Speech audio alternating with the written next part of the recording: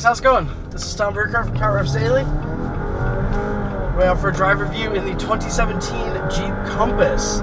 So this is an all-new subcompact crossover SUV that really has shot to the top of my consideration set and recommendation list for compact crossovers. And it overcame a ton of skepticism. 2.4 liter four-cylinder. I'm just gonna do a little acceleration demo. 2.4 liter four-cylinder, naturally aspirated, making 176 pound-feet of torque. So nothing to really write home about. I mean, it's not a super special powertrain, and this 9-speed automatic has had some challenges in its rollout, but it does seem to be perfect now and really just offers a tremendous level of control over the engine. You can have it do 1 or 2 downshifts based on how much throttle you're giving it, which is a really nice detail, particularly for a vehicle like this Compass that with 180 horsepower, I mean, you're going to use all those horsepower if you ever load it up. If you've ever got stuff on the roof, you're going to use those ponies. So this 9-speed really multiplies that power feeling pretty dramatically, and also gives a pretty peppy sprint pace off the line. Sprint pace overall to 60 is not speedy, not very speedy objectively. It's about 8.5, 8.9 seconds to 60, but that's definitely class competitive, and it feels a little speedier on the road because it is that you've got that peppy transmission and sort of a sporty little engine note there going. So it drives exceptionally well. In addition to having like great style outside and a fantastic new cabin with all the latest technology. I'm talking all of it, except cooled seats, is in this Jeep Compass, which is fantastic. In addition to having that great style and great interior technology upgrades, it's fantastically comfortable. The seating position is vastly improved over any compact Jeep I can remember. The steering feel is also tremendous. There's great on-center tracking, stability that is sort of not always, you can't always take that for granted with a Jeep. And the overall performance feel seems very strong. I mean, it seems like it definitely handles and definitely is a fun little platform. So that's how the Compass sort of overcame my initial skepticism, really thinking this was going to be just like a Dart 4x4 station wagon. And in some ways it is, but in a lot of other ways it is a new Jeep and has some delightful Jeep elements that prove that it's true to its core and true to its badge, and also really true to like a next generation of Jeep shoppers and Jeep buyers. So, I mean, that's a big statement, but really it's true. The Compass feels so much safer and more secure, in addition to feeling like fantastically comfortable and easy to drive, and with easy to use and a ton of technology throughout. So we just pulled out of this little sandy gravel road. Very mild stuff here today. We don't want to ruffle any feathers, but I do have controls here for the 4x4 system, which is four-wheel drive lock, and then I'm going to put it in snow. We can also turn the automatic stop-start on or off, and turn off the traction control and stability control, which I may need to go into park for. Nope, you just hold it down for 10 seconds and they will both turn off. So, we are honing along. Hopefully the forward-facing camera is still recording. That's a good thing. Always a bonus. So I was out here yesterday with a colleague and really discovered some delightful things about the Compass that I really wouldn't have expected. First off, it's so compact and nimble that it's tremendously usable in off-road conditions. I mean, it's just so nimble that you can really drive it anywhere. And then the other thing is that with this four-wheel drive lock and in its sand mode, you're not gonna have any grip troubles. I've personally seen the Compass, not this exact one, do some crazy off-road trails, like in Road America this spring, where I was in GMC Canyon, and the Canyon had to go on the wimpier trails, and the Compass was doing it. It has crazy wheel articulation and a really good level of that 4x4 lock, actually dedicating power to the back wheels and not really messing around. So out on this little lower grip surface here, you've also got a tremendous sense of the chassis balance in how nicely and cleanly it goes around corners, and it's just so perfectly judged. Even as a Jeep, it's really smooth on these roads, which are obviously quite bumpy, and just sort of sandy, corrugated, clayish dirt. The car just comports itself really, really nicely around roads like this, even to the point where yesterday, as you may see in the video overlay, we got some very enthusiastic corners on film in the Compass, showing how nice and trusty the car is in those types of scenarios, where like the normal driver wouldn't be doing that too much, but it is nice to know that there is enough four-wheel drive torque going to the back that you can have a nice clean four-wheel drift and get the car sideways without the noticeable lag in sending power to the back axle, which is a problem for compact crossovers with their optional all-wheel drive systems, and also just like not much power actually being able to get to that back axle even once it's already fully engaged. So here, I don't know the exact stats on this Jeep 4x4 system, but it definitely, they've worked really, really hard to make this feel like a true system and not just like a car-based, you know, sort of humdrum all-wheel drive. This is actually like a Jeep-capable system, which you're going to see in a little bit, down back by our hidden lake. So obviously not challenging the car at all in tarmac like they're in a surface like this. But it is really, it's like driving on the moon a little bit, and there is very, very little grip. But the car really proves its charming nature in that low grip surface. The Compass just is a real charmer. I was skeptical of the car even when I started driving it, and then after a few days, I've really come to admire what Compass is and what it will do for buyers, you know, where it lives in the Jeep lineup. I'm just a big fan. It sounds really geeky, but it's true. So coming along here, the Compass 4x4 Limited, as we're in now, has a bunch of style upgrades that are either optional or not available on the cheaper entry-level specifications. That includes like LED daytime running lights and high-intensity discharge low beams. Low beams, maybe buy, I think, high-intensity discharge low beams, fog lamps, bigger wheels, and then a big thing is the contrast black roof panel. So that black roof has sort of a nice chrome belt line all around it and looks super classy, and I guarantee is, well, I predict is what the next Grand Cherokee is going to look like, and is going to be a Jeep trait moving forward. So look at this pretty lake here. How cute is this? So that black roof though it doesn't come on the cheaper trims, and you also are going to get, you know, smaller wheels and a little bit of a less cool look outside. But overall, the Compass that most people will buy is going to be front wheel drive and with an automatic transmission. You can get a 6-speed manual or this 9-speed automatic, but I think it's just this one drivetrain, which is a peach. It's a real charmer. They've ironed out all the kinks from this transmission and have made it a good ally to the 2.4 liter 4-cylinder, which is sort of like a high revving unit. It doesn't have a ton of torque, but it does get the job done and delivers some good economy ratings. Let's see. Well, so it's 2230. So for a 4x4, that's pretty darn good. And of course, this is a kind of car like where you shouldn't be able to feel confident taking it into brush and grass like this. But because we did it yesterday, I know for sure that the truck can do it. And secondly, it's really, the Compass inspires a lot of confidence. So we'll just go, yeah. And I'm gonna put it back in. This is like a corrugated surface, so it's kind of like jittery because of the way that they've carved into this surface. But don't worry about that. The ride through here is actually pretty comfy.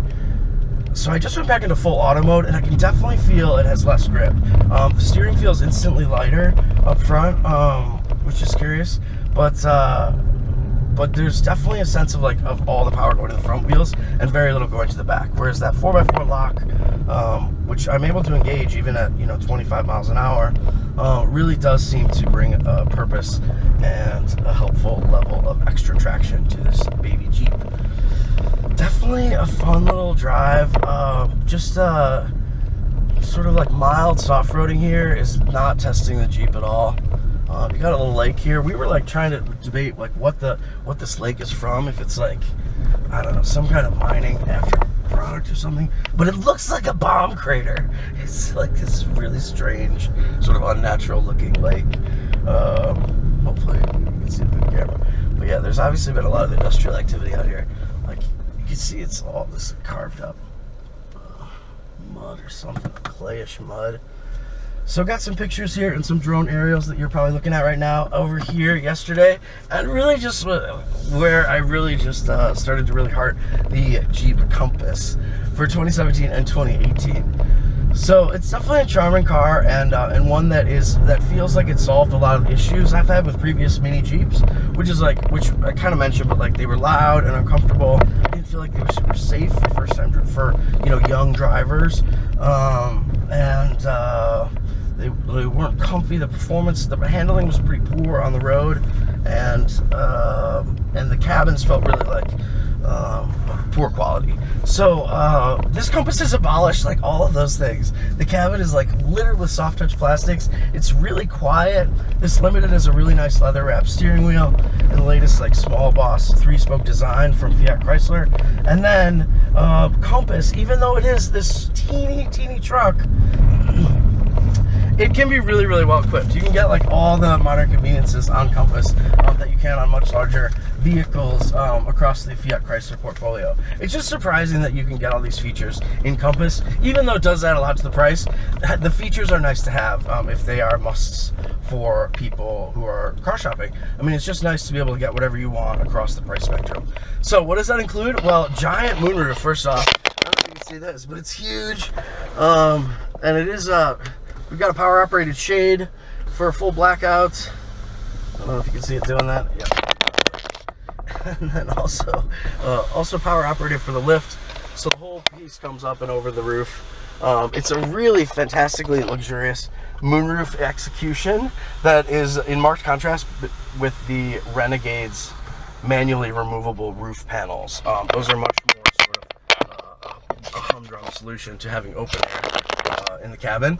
This is a really, really high-tech and modern thing. So you've got that moonroof. I think it's $1,000, like an active safety package for $895, which is LED taillights, full-speed collision warning plus, bi-xenon and HIDs with LED signature, lane departure advanced brake assist, blind spot, park sensor, automatic wipers, auto high beams, and so I think the only thing we're missing here from the suite of safety stuff is active cruise control.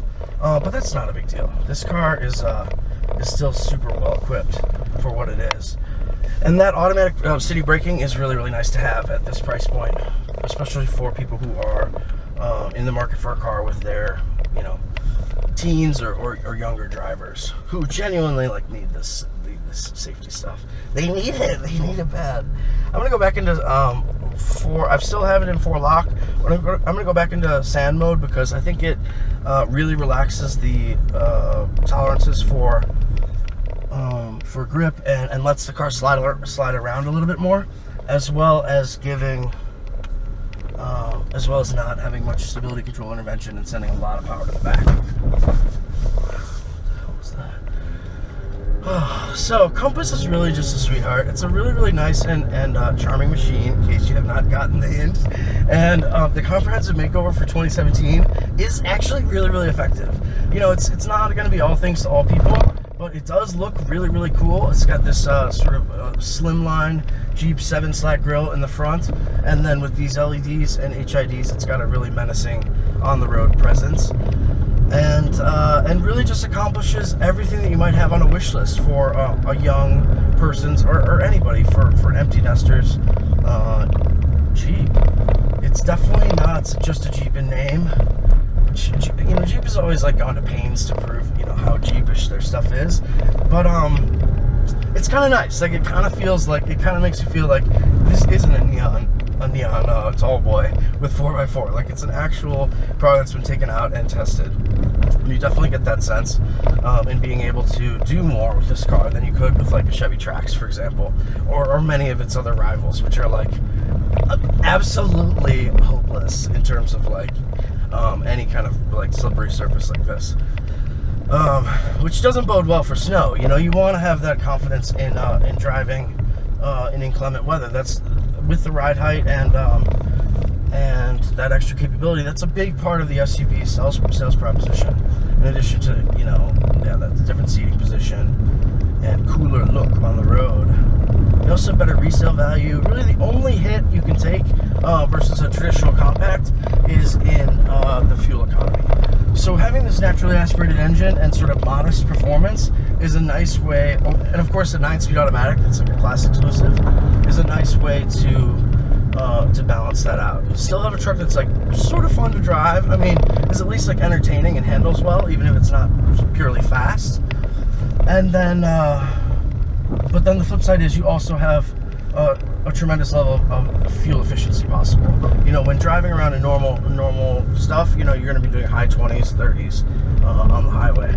So that's very, very good for any kind of SUV want to be. And I think that's all. What else haven't we covered? Oh, so I haven't given you actual like line item prices, have I? Okay, so this Jeep Limited 4x4 comes in with a $28,995, and then there's a $10,995 distribution charge. So it's like $30,100 for the options, and then with safety and security, advanced safety and lighting, navigation group for $900, the panoramic moonroof for $1,300, power liftgate for $500, and Beats audio for $700, and then a compact spare tire for $245, including all of that, as well as including the destination charge. The total is $35,355. So, scary price to see on a vehicle that is, you know, sort of this small, and one who has all those older brothers in the Renegade and Wrangler and the rest of the Cherokee gang. But definitely something that you can match from Subaru and from some of the other guys in terms of like a loaded up compact, subcompact crossover. And then you have to keep in mind that this Compass offers features that are not available on your typical subcompact crossover. So, I'm a big fan. I think you should definitely check it out and let it overcome your skepticism in the same way that it's done with me. Because after a couple minutes with the Compass, you really realize like this is a highly well-engineered vehicle, and one that is just so competitive that all manufacturers would love to have it in their lineup. I mean, I don't know if it's really worth like $6,000 or $7,000 more than the Golf All-Track from the other week. But it's a totally different shopper. And for people who want all the latest safety and style tech, like all the LEDs and the giant moonroof and nav and lane keep assist and all of that, there's really nowhere else to go for your subcompact crossover. So check out the Compass. It's a huge world of improvement versus any previous mini Jeep and especially the previous Compass, and is now a class leader. It's at the top of my list. I mean, for people who for whom like a RAV4 and a CRV is like too much money and too big, but like the CHR and some of the Subarus are like too car-like, it's Jeep Compass. That's the recommendation. All right, we'll see you guys next time. This is Tom Burkhart for Resale in the 2017 Jeep Compass Limited.